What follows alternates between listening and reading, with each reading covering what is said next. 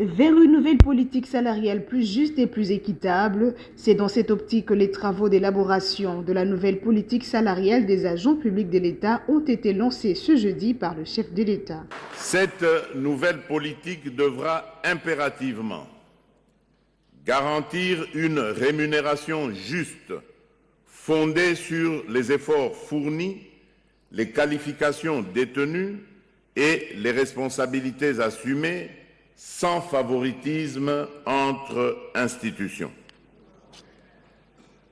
Devra reposer sur une grille salariale unique, lisible et accessible à tous,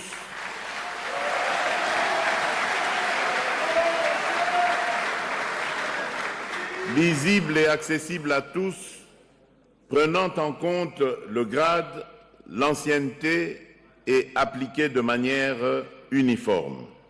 Pour sa part, le VPM de la fonction publique a réitéré l'engagement du gouvernement tout en révélant quelques réformes déjà entreprises. En avril 2022, une augmentation de 30% du salaire de base a été appliquée, suivie d'une majoration de 15 autres pourcents au troisième trimestre de la même année.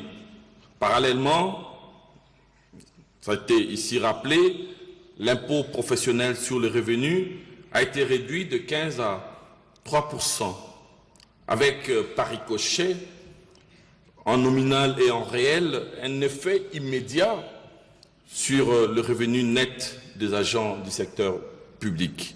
La mauvaise foi du gouvernement à honorer ses promesses a été décriée par le président de l'intersyndicale nationale de l'administration publique. Nous sommes à Bibois, Excellence, Monsieur le Président de la République. On nous rassure que vous avez raison.